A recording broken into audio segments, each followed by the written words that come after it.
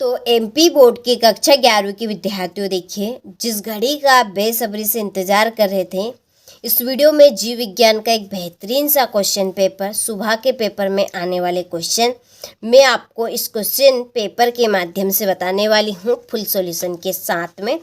जैसा कि आप यहाँ पर देख सकते हैं, तो सारे क्वेश्चनों के आंसर मैं आपको देने वाली हूँ। देखिए क्वेश्चन नंबर 6 से तो क्वेश्चन नंबर 20 तक के प्रश्नों की यदि आपकी बात रही तो यहाँ पर हमने इनकी आंसर शीट भी तैयार कर ली है। ठीक है, ये आपकी आंसर शीट रहने वाली है क्वेश्चन नंबर 6 से तो 20 तक के प्रश्नों की। ठीक है, तो आपको सारे क्वेश्चनों को अच्छे से कंप्लीट करना है और परीक्षा हॉल में जाने से पहले एक बार इस वीडियो को जरूर देख कर जाना है। ठीक है, वास्तव में आपको 70 नंबर में से 60 से 65 नंबर कवर करने हैं। तो चलिए वीडियो को अब हम करते हैं शुरू और सीरियल बाय सीरियल सारे प्रश्नों को कंप्लीट करते हैं।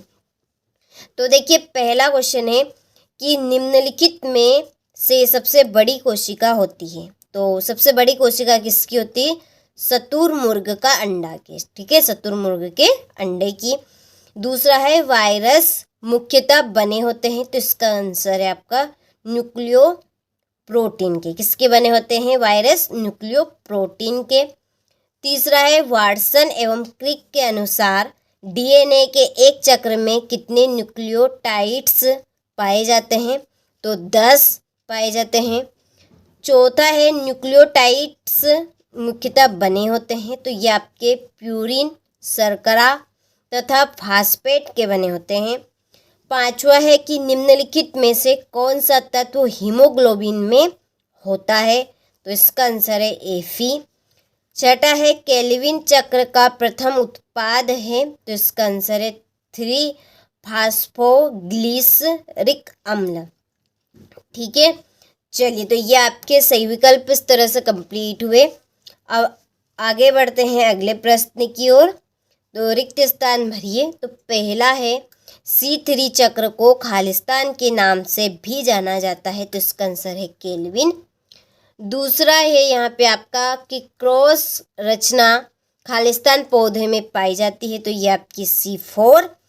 तीसरा है कि विश्व में सबसे अधिक मात्रा में पाया जाने वाला खालिस्तान एंजाइम है रूबिस्को एंजाइम। कौन सा? Rubisco enzyme. चौथा है राइबोलोज 105 फास्फेट में खालिस्तान में कार्बन परमाणु होते हैं, तो कितने? 5। पांचवा है प्रोटीन के श्वसन गुणांक का मान खालिस्तान है, तो 0.5 से 0.9 तक। छठा है ऑक्सीश्वसन में एक ग्लूकोज के अणु से कुल खालिस्तान एटीपी ऊर्जा की प्राप्ति होती है, तो इसका आंसर है आपका 38। तो एक ग्लूकोज से कितने एटीपी अणु मुक्त होते हैं? तो 38। ठीक है, यानी कि 38 एटीपी ऊर्जा की प्राप्ति में होती है। ठीक है, चलिए तो ये आपके रिक्त स्थान हुए, तो स्क्रीनशॉट आप यहाँ से ले लीजिए अच्छे से। इसके बाद में है सत्य असत्य चुनकर लिखिए। तो पहला है ग्लाइकोलाइसिस की प्रक्रिया में ग्लूकोज अंत में सुक्रोज में परिवर्तित होता है, तो यह आपका सत्य है, असत्य रहेगा। दूसरा है आपका कि कार्बोहाइड्रेट के श्वसन गुणांक का मान 1 होता है, तो यह आपका असत्य है। तीसरा है फेफड़ों की संरचनात्मक एवं क्रियात्मक इकाई तंत्रिका कोशिका है, तो ये भी आपका असत्य है। चौथा है कि मछलियों में श्वसन फेफड़ों के द्वारा होता है, असत्य। पांचवा कंठ के ऊपर धड़कन नुमा संरचना एपिग्लोटिस कहलाती है, तो ये आपका असत्य।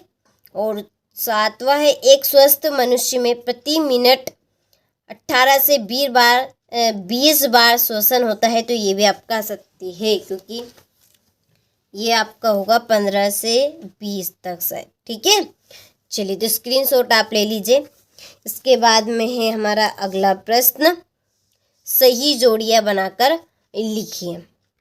चलिए अब है हमारी जोड़ी। पहली जोड़ी है हीमोग्लोबिन, इसकी जोड़ी है रक्त। दूसरी है ईसीजी, इसकी जोड़ी आपकी रहेगी कार्डियोग्राम, ठीक है, इलेक्ट्रोकार्डियोग्राम। तीसरे हृदय ध्वनि, इसकी जोड़ी स्टेथोस्कोप। रक्तदाब, इसकी जोड़ी आपकी रहेगी स्फिंग मोनेनोमीटर, ठीक है। और SA नोड, इसकी जोड़ी रहेगी आपकी पेस मेकर, ठीक है। तो ये आपकी जोड़ी के नंबर डल चुके हैं यहाँ पे, तो स्क्रीनशॉट आप ले लीजिए। चलिए, और अभी तक आप एप्लीकेशन के लिए ऐड नहीं हुए हैं तो डिस्क्रिप्शन में नंबर दिए हैं, आप उन नंबर पे कॉल कर लीजिए।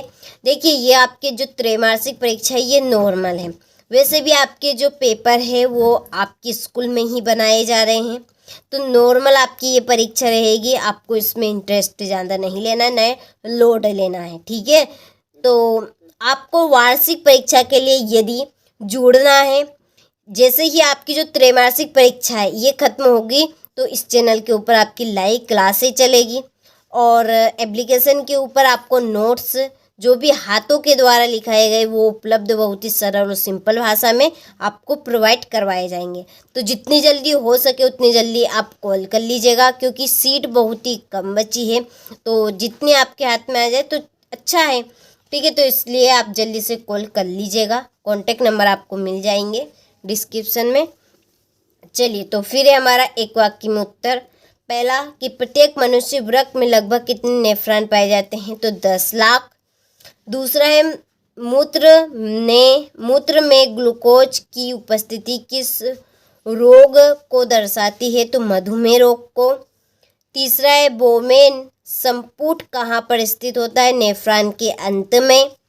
और चौथा है रक्त में ग्लूकोज का एकत्रित होना क्या कहलाता है, हाइपर ग्लाइसीमिया, ठीक है, हाइपर ग्लाइसीमिया कहलाता है। और इसके बाद में है पेसिकार्डियल द्रव का एक कार्य लिखे, तो ये आपका है पेसिकार्डियल द्रव का कार्य हृदय की गति के लिए स्नेह का काम करता है, ठीक है, ये हृदय की गति के लिए स्नेह का काम करेगा। चलिए, तो ये आपके एक वाक्य में उत्तर हुए, तो स्क्रीनशॉट आप ले लीजिए। चलिए, इसके बाद में ये आपका छठा क्वेश्चन। तो पहले आप यहाँ पे सारे क्वेश्चनों की स्क्रीनशॉट ले लीजिए, फिर हम इनकी आंसर शीट देखेंगे, ठीक है। यदि आप नोट्स लेना चाहते हैं, ठीक है, इसकी PDF लेना चाहते हैं तो एप्लीकेशन के लिए आप कॉल कर लीजिएगा, ठीक है, तो आपको इसकी PDF मिल जाएगी। चलिए, तो अब हम क्वेश्चन नंबर 6 से तो 20 तक के सारे प्रश्नों के आंसर देख लेते हैं। तो देखिए, ये है आपका छठा प्रश्न का आंसर कि कोशिका की परिभाषा लिखिए। कोशिका की परिभाषा आपकी रहेगी कि कोशिका जीवन की सबसे छोटी संरचनात्मक और कार्यात्मक इकाई है। यह सभी ज्ञात जीवों की मूल निर्माण खंड है और स्वयं प्रतिकृति करने में सक्षम है, ठीक है, जिसे हम कोशिका कहते हैं। इसी का अथवा है केंद्रक के 2 कार्य लिखिए। तो केंद्रक के 2 कार्य आनुवांशिक सामग्री, पहला है ये आपका DNA को संग्रहित करता है और उसकी रक्षा करता है, जो कोशिका के कार्यों को नियंत्रित करता है। दूसरा पॉइंट है कोशिका विभाजन और प्रोटीन संश्लेषण जैसी प्रक्रियाओं को विनियमित करता है, ठीक है। कोशिका विभाजन और प्रोटीन संश्लेषण जैसी प्रक्रियाओं को क्या करता है, विनियमित करता है। चलिए, फिर है 7वां प्रश्न, पेप्टाइड बंध किसे कहते हैं। तो ये आपकी पेप्टाइड बंध की परिभाषा कि यह एक रासायनिक बंधन है जो एक एमिनो अम्ल के कार्बोक्सिलिक समूह और दूसरे एमिनो अम्ल के एमिनो समूह के बीच बनता है, जिससे पानी का एक अणु निकलता है और यह प्रोटीन के निर्माण में महत्वपूर्ण है, ठीक है। चलिए, तो स्क्रीनशॉट आप ले लीजिए यहाँ से। इसके बाद में है इसी प्रश्न का अथवा DNA और RNA में कोई 2 अंतर। तो पहला है DNA द्विरज्जुकी कुंडलाकार संरचना में होता है, जबकि RNA एकल रज्जुकी होता है। दूसरा है डीएनए में डीऑक्सीराइबोस शर्करा होती है, जबकि आरएनए में राइबोस शर्करा होती है। और तीसरा पॉइंट आप लिखना चाहे तो लिख सकते हैं इनका पूरा नाम, कि डीएनए का पूरा नाम डीऑक्सीराइबोस न्यूक्लिक अम्ल यानी कि एसिड है, और आरएनए का पूरा नाम है आपका ये तो डीऑक्सीराइबोस न्यूक्लिक अम्ल हो गया, और डीएनए का पूरा नाम बनेगा आपका, और आरएनए का पूरा नाम बनेगा राइबोस न्यूक्लिक अम्ल। ठीक है, तीसरा पॉइंट लिख लीजिएगा इसका पूरा नाम।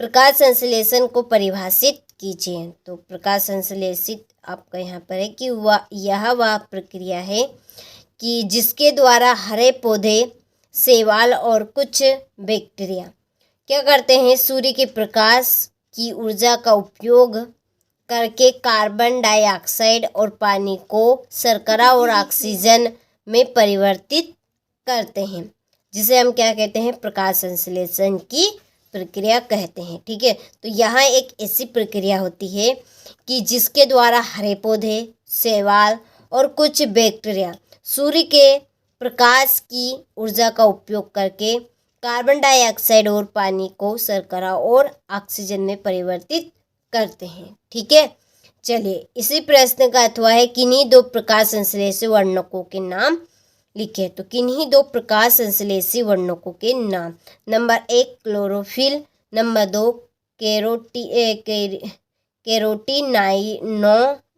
ठीक है, कैरोटीनॉयड सूर्य की उपस्थिति, ये भी आप लिख सकते हैं। चलिए 9वां प्रश्न है श्वसन गुणांकों को स्पष्ट कीजिए। तो श्वसन गुणांक है आपका कि श्वसन के द्वारा, ठीक है, श्वसन के दौरान या द्वारा मुक्त हुई कार्बन डाइऑक्साइड की मात्रा और उपयोग की गई ऑक्सीजन की मात्रा। ठीक है, आपको यहाँ पर दो बातें याद रखनी है कि श्वसन के दौरान मुक्त हुई कार्बन डाइऑक्साइड की मात्रा और उपयोग की गई ऑक्सीजन की मात्रा का अनुपात श्वसन गुणांक कहलाता है। और यह श्वसन में उपयोग किए जा रहे सबस्ट्रेट के प्रकार को इंगित करता है। ठीक है, और ये क्या करता है, सबस्ट्रेट के प्रकार को इंगित करता है। ठीक है, चलिए इसी प्रश्न का अथवा अक्षय श्वसन को स्पष्ट कीजिए। तो अक्षय श्वसन आपका बनेगा कि यहाँ एक जैव रासायनिक प्रक्रिया है जिसमें ऑक्सीजन की उपस्थिति में ग्लूकोज जैसे कार्बनिक पदार्थों का पूर्ण ऑक्सीकरण होता है। इससे ऊर्जा यानी कि एटीपी, कार्बन डाइऑक्साइड और पानी का उत्पादन होता है। ठीक है, तो काफ़ी सरल और सिंपल है। तो सारे प्रश्न आपको इसी तरह से मिलने वाले हैं। देखिए, जिनको आप 4 से 5 बार पढ़ेंगे तो आपको आराम से याद हो जाएंगे। ठीक है, तो यहाँ एक जैव रासायनिक प्रक्रिया है कि जिसमें ऑक्सीजन की उपस्थिति में ग्लूकोज जैसे कार्बनिक पदार्थों का पूर्ण ऑक्सीकरण होता है, जिससे ऊर्जा, कार्बन डाइऑक्साइड और पानी का उत्पादन होता है। 3 चीज़ों का उत्पादन होगा, एक तो ऊर्जा का यानी कि शक्ति का, कार्बन डाइऑक्साइड का और पानी का। ठीक है, इन तीनों का उत्पादन होगा। अगला क्वेश्चन है 10वां प्रश्न, फुसफुस वर्णी द्रव के 2 कार्य। देखिए, तो फुसफुस वर्णी द्रव के 2 कार्य, नंबर 1 फेफड़ों और छाती की दीवार के बीच घर्षण को कम करता है, जिससे फेफड़ों की चिकनी गति सुनिश्चित होती है। ठीक है, इसको आप यहाँ तक भी लिख सकते हैं कि फेफड़ों और छाती की दीवार के बीच घर्षण को कम करता है। ठीक है, दूसरा फेफड़ों को बाहरी आघात से बचाता है। चलिए इसी का अथवा है जैव क्षमता के बारे में लिखिए। तो जैव क्षमता आपकी क्या है, तो देखिए यहाँ फेफड़ों की अधिकतम वायु मात्रा है कि जिसमें एक व्यक्ति अधिकतम अंत श्वसन के बाद अधिकतम बहिर्श्वसन कर सकता है। ठीक है, और यह फेफड़ों की कार्य क्षमता का एक महत्वपूर्ण माप है। ठीक है, चलिए आगे बढ़ते हैं। ये तो आपका हो गया जैव क्षमता के बारे में लिखिए, डबल रिपीट हो गया। चलिए ये है आपका 11वां क्वेश्चन, लसिका के 2 कार्य लिखिए। तो लसिका के कार्य नंबर 1, उत्कोच से अतिरिक्त तरल पदार्थों को रक्त प्रवाह में वापस ले जाती है, जिससे क्या होता है, एडिमा को रोका जा सके, जिससे एडिमा को रोका जा सकता है।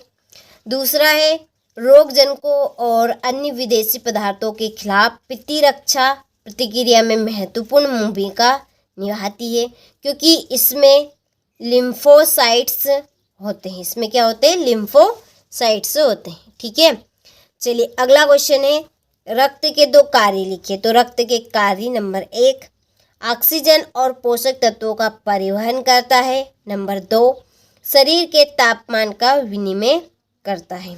ठीक है, चलिए इसके बाद में है आपका 12वां क्वेश्चन, अमोनोटेलिक जंतुओं को परिभाषित कीजिए। तो देखिए, अमोनोटेलिक जंतु वे होते हैं जो नाइट्रोजन युक्त अपशिष्ट के रूप में अमोनिया का उत्सर्जन करते हैं, जैसे कि मछली और जलीय उभयचर, यानी कि जो जल में रहने वाले जीव। ठीक है, चलिए इसी का अथवा देखते हैं, यूकेरियोटिक जंतुओं को परिभाषित कीजिए। तो यूकेरियोटिक जंतु रहेंगे अब आपके। तो यूरियोटेलिक जंतु वे होते हैं जो नाइट्रोजन युक्त अपशिष्ट के रूप में यूरिया का उत्सर्जन करते हैं। देखिए थोड़ा सा अलग है बस केवल, जैसे कि मनुष्य और अधिकांश स्तनधारी, यानी कि जो दूध देने वाले स्तनधारी, हम किसी दूध देने वाले जीव जंतु। आपका 13वां प्रश्न है, पादप कोशिका व जंतु कोशिका में कोई 3 अंतर लिखिए। नंबर 1, पादप कोशिका में कोशिका भित्ति होती है, लेकिन जंतु कोशिका में नहीं। नंबर 2, पादप कोशिका में क्लोरोप्लास्ट होते हैं और जंतु कोशिका में नहीं। तीसरा, पादप कोशिका में बड़ी केंद्रीय रिक्तिकाएं होती है और जंतु कोशिकाओं में छोटी या अनुपस्थिति होती है। ठीक है, चलिए तो ये आपके 3 कार्य हो गए, अंतर। फिर अगला क्वेश्चन इसी का अथवा है, तो स्क्रीनशॉट आप ले लीजिए यहाँ से। फिर है C3 और C4 में कोई 3 अंतर। तो नंबर 1, C3 पौधों में केवल केल्विन चक्र होता है, जबकि C4 पौधों में H स्क्लेक मार्ग और क्लेविन चक्र दोनों होते हैं। दूसरा, C3 पौधों में फोटोरेस्पिरेशन अधिक होता है, जबकि C4 पौधों में कम होता है ये। नंबर 3, पौधों में बंडल शीथ कोशिकाएं स्पष्ट नहीं होती, जबकि C4 पौधों में होती है। ठीक है, तो ये आपका प्रश्न का आंसर हो चुका। इसके बाद में इसी का अथवा, प्रकाश संश्लेषण की प्रकाशीय व अप्रकाशीय अभिक्रियाओं में 3 अंतर। तो यहाँ से आप स्क्रीनशॉट ले लीजिए, आप इनको पढ़ लीजिएगा। ठीक है, अंतः शोषण एवं निशोषण में कोई 3 अंतर। तो पहला अंतर है, अंतः शोषण में डायफ्राम और बाहरी इंटरकोस्टल मांसपेशियां सिकुड़ती है, लेकिन निशोषण में शिथिल होती है। ठीक है, जो डायफ्राम और बाहरी इंटरकोस्टल मांसपेशियां है वो निशोषण में कैसी होती है, शिथिल होती है। दूसरा है, अंतः शोषण एक सक्रिय प्रक्रिया है और निशोषण आमतौर पर एक निष्क्रिय प्रक्रिया है। नंबर 3 आपको यहाँ पर कंप्लीट कर लेना है। अगला क्वेश्चन इसी का अथवा, शरीर में CO2 यानी कार्बन डाइऑक्साइड का परिवहन किस प्रकार होता है, स्पष्ट कीजिए। तो यहाँ पर ये रहा आपका इस प्रश्न का आंसर। ठीक है, चलिए 16वां क्वेश्चन है, खुले व बंद परिसंचरण तंत्र में कोई 3 अंतर लिखिए। तो ये आपके अंतर यहाँ पर रहेंगे। फिर इसका अथवा, किन्हीं 3 रक्त समूह को स्पष्ट कीजिए। रक्त समूह ए, लाल रक्त कोशिकाओं पर ए एंटीजन और प्लाज्मा में एंटीबॉडी होते हैं। रक्त समूह बी, इसमें लाल रक्त कोशिकाएं पर बी एंटीजन और प्लाज्मा में एंटीबॉडी होते हैं। रक्त समूह ए बी, लाल रक्त कोशिकाओं पर ए और बी दोनों एंटीजन होते हैं और प्लाज्मा में कोई एंटीबॉडी नहीं होती। रक्त समूह ओ, इसमें लाल रक्त कोशिकाओं पर एंटी एंटीजन नहीं होता और प्लाज्मा में एंटी ए और एंटी बी दोनों एंटीबॉडी होती है। ठीक है, अगला क्वेश्चन है यूकैरियोटिक गुणसूत्र व प्रोकैरियोटिक गुणसूत्र में कोई 4 अंतर है। तो देखिए काफ़ी सरल और सिंपल रहेंगे। यूकैरियोटिक गुणसूत्र रेखिक होते हैं और प्रोकैरियोटिक गुणसूत्र गोलाकार होते हैं। नंबर 2, यूकैरियोटिक गुणसूत्र हिस्टोन प्रोटीन से जुड़े होते हैं और प्रोकैरियोटिक गुणसूत्र नहीं होते हैं। इसके बाद में तीसरा, यूकैरियोटिक गुणसूत्र केंद्रक में होते हैं और प्रोकैरियोटिक गुणसूत्र कोशिका ध्रुव में होते हैं। नंबर 4 यूकैरियोटिक गुणसूत्रों में कोई ही प्रतिकृति की उत्पत्ति नहीं होती और प्रोकैरियोटिक गुणसूत्रों में एक ही होती है। चलिए ये आपका ये वापस से दोहरा गए। यहाँ पर देखिए ये आपका 18वां, जीवों में कार्बोहाइड्रेट के 4 प्रमुख कार्य। नंबर 1, ऊर्जा का मुख्य स्रोत। नंबर 2, संरचनात्मक घटक। नंबर 3, ऊर्जा का भंडार। नंबर 4, कोशिका पहचान में भूमिका। चलिए यहाँ से आप इस प्रश्न के अथवा आंसर स्क्रीनशॉट ले लीजिए। फिर ये आपका 19वां प्रश्न, ग्लाइकोसिस व क्रेब्स चक्र में कोई 4 अंतर। तो यहाँ से स्क्रीनशॉट आप ले लीजिए और किण्वन क्रिया के 4 महत्व लिखिए। नंबर 1, शराब और बियर जैसे मादक पेय पदार्थ का उत्पादन। नंबर 2, दही, पनीर और ब्रेड जैसे खाद्य पदार्थों का उत्पादन। नंबर 3, ऑक्सीजन की अनुपस्थिति में ऊर्जा उत्पादन। नंबर 4, उद्योगों में विभिन्न रसायनों का उत्पादन। लास्ट प्रश्न है, नेफ्रॉन की संरचना का नामांकित चित्र बनाइए। ठीक है, तो इसका चित्र आपको कर लेना है और ये इसी का आपका अथवा। ठीक है, चलिए तो आपने सारे प्रश्नों के आंसर के स्क्रीनशॉट ले लिए होंगे। ठीक है, तो अच्छे से आपको तैयारी करनी है और पेपर देने से पहले, ठीक है, परीक्षा हाल में जाने से पहले सारे क्वेश्चनों को अच्छे से कंप्लीट करके आपको जरूर जाना है ताकि आप अच्छे नंबर स्कोर कर सकें। चलिए तो मिलते हैं आपसे अगले वीडियो में।